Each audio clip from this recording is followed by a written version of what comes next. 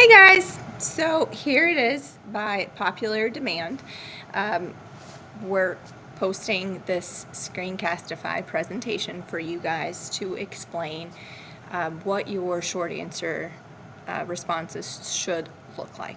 Okay, so what Miss Joaquin decided would be the best course of action is to take the question that you've already done, that you've already answered, and break it down for you and show you what exactly your responses are supposed to look like. So you want to get used to this format because this is what's going to be on the KSA. This is how you're going to be tested at the end of the school year. So you have to get used to looking at primary sources.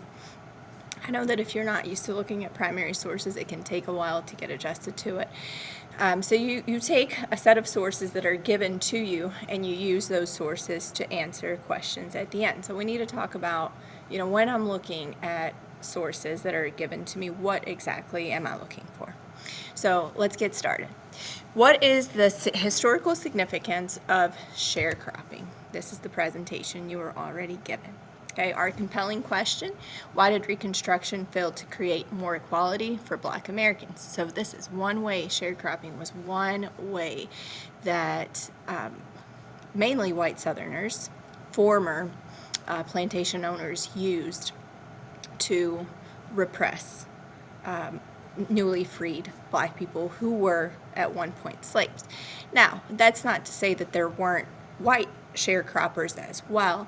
About 2/3 of all sharecroppers were white, but you're looking at, having a higher population of whites anyway, so it makes sense that ratio would be higher. Okay, so engaging the question. What you're going to do each time that you get these primary sources, you're going to need to figure out what exactly is it that I'm looking at. What's the source? Who is the author? What is their point of view?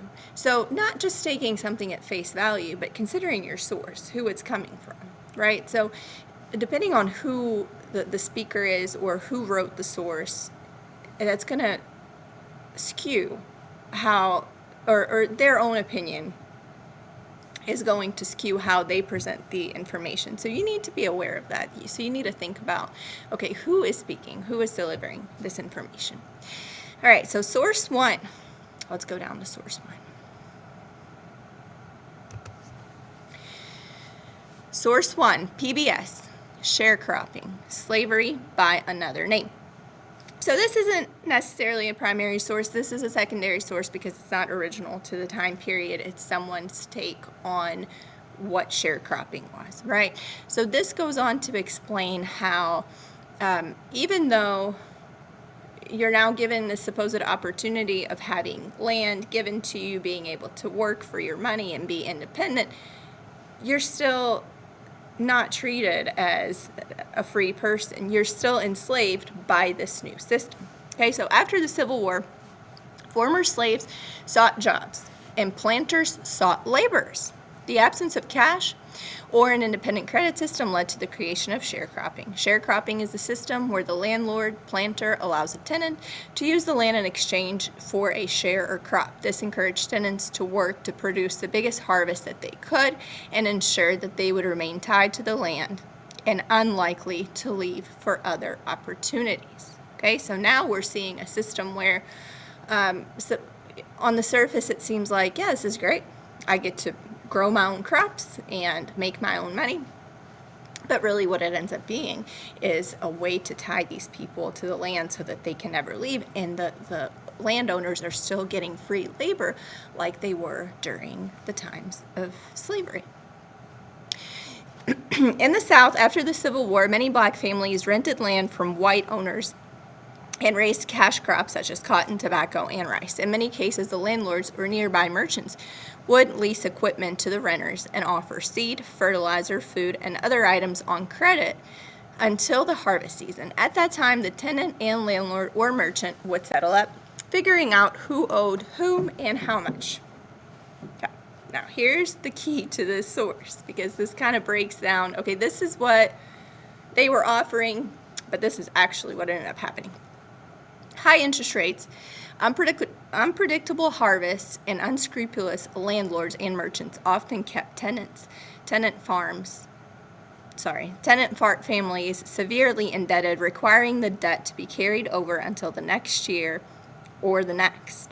Laws favoring landowners made it difficult or even illegal for sharecroppers to sell their crops to others besides their landlord, or prevent sharecroppers from moving if they were indebted to their landlord.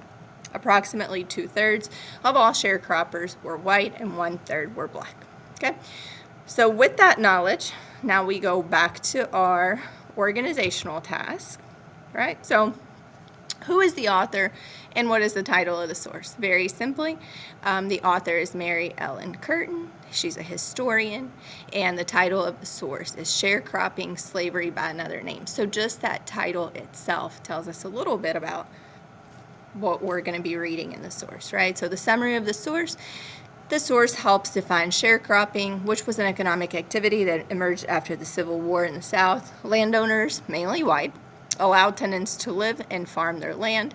In exchange for this, tenants provided a portion of their harvest and labor to the landowner.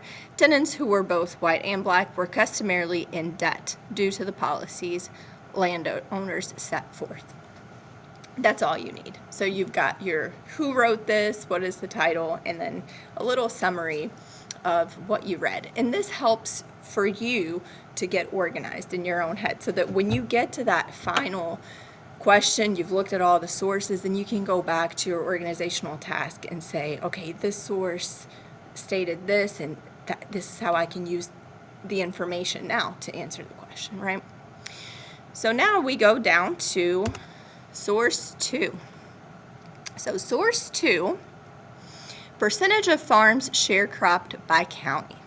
Now this is what is shown here. These are Confederate states. So these were the southern states in which you had slavery prior to the Civil War. And you can see that it is in these states, especially like Texas, Georgia, South Carolina, Alabama.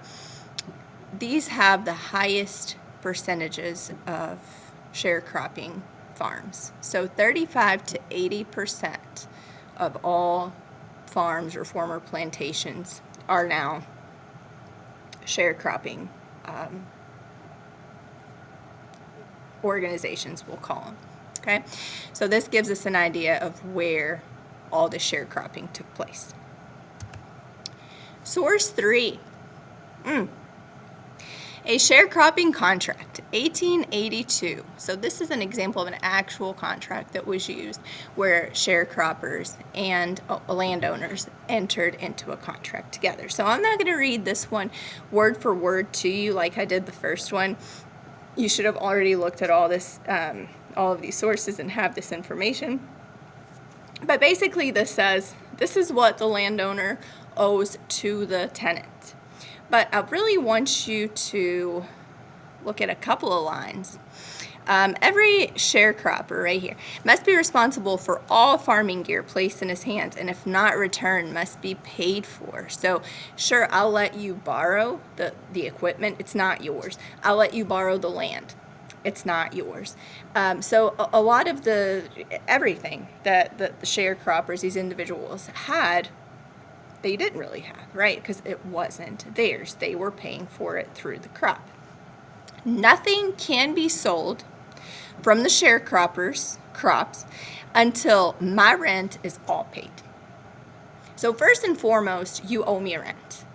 And if all you grow is enough to cover rent, then that's it. You don't get anything. Furthermore, I am to gin and pack all of the cotton and charge every sharecropper an eighth of his part. The cropper to furnish his part of the bagging, ties, and twine. So if I do any work for you, you owe me, and I have to do the work.